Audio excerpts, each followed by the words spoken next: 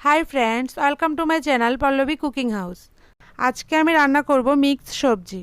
দয়া করে আমার ভিডিওটা শেষ পর্যন্ত দেখবেন। চলুন দেখে নিই আমি কিভাবে রান্না করি। এখানে আমি নিয়ে নিয়েছি বাদাম, একটা টমেটো কুচি, একটা পেঁয়াজ কুচি আর 10 রকমের সবজি। এখন একটা কড়াই বসিয়ে দিয়েছি। কড়াইতে তেল দিয়ে দিচ্ছি।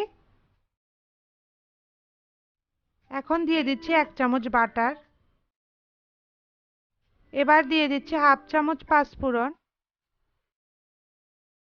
4টে শুকনো লঙ্কা, 3টে এলাচ,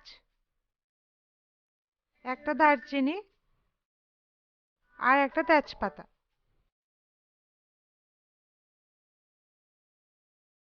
কিছুক্ষণ নেড়ে চেড়ে এখন এর মধ্যে দিয়ে দিচ্ছি একটা পেঁয়াজ কুচি।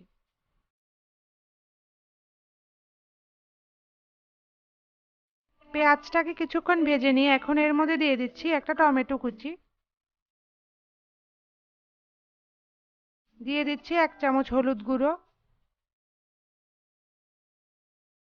স্বাদ মতো নুন,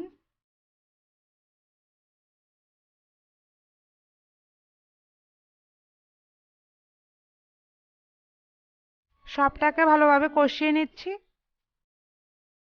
দিয়ে দিচ্ছি 1 চামচ আদা বাটা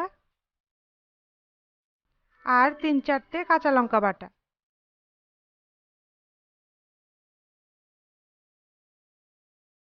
মশলাটা কিছুক্ষণ কষিয়ে নিয়ে এখন একটু জল দিয়ে দিচ্ছি, না হলে মশলাটা পুড়ে যাবে।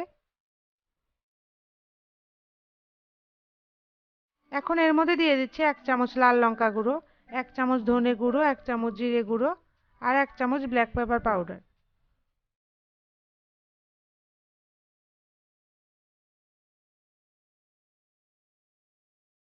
মশলাটাকে আবারও কষিয়ে নিচ্ছি। 5 মিনিট মশলাটাকে কষিয়ে নিয়েছি। এখন এর মধ্যে সবজিগুলো দিয়ে দিচ্ছি।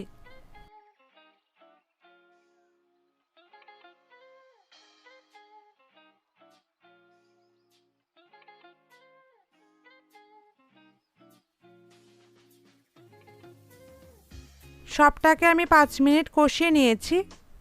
এভাবে রান্না করলে খেতে খুবই ভালো লাগে।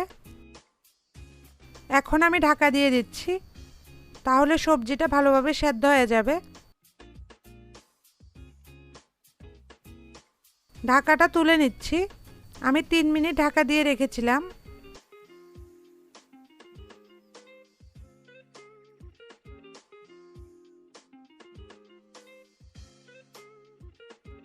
একটু নেড়ে চেড়ে আবারও ঢাকা দিয়ে দিচ্ছি।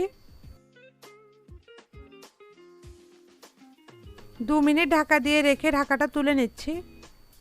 এভাবে ঢাকা দিয়ে রান্না করলে খুব তাড়াতাড়ি রান্নাটা হয়ে যাবে।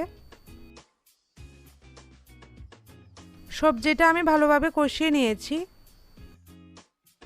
এখন আমি জল দিয়ে দিচ্ছি।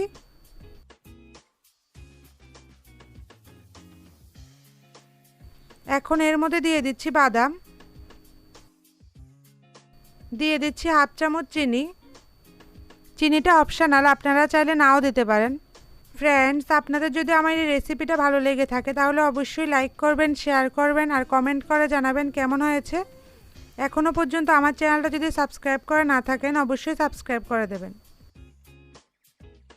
এবার দিয়ে দিচ্ছি কাসুরি মেথি। আমি 1 চামচ পরিমাণ কাসুরি মেথি দিয়ে দিয়েছি।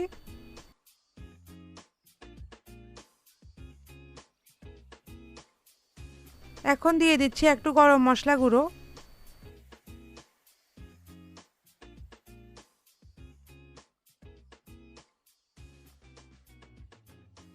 এই সবজিটা গরম গরম খিচুড়ির সাথে খেতে খুবই ভালো লাগে।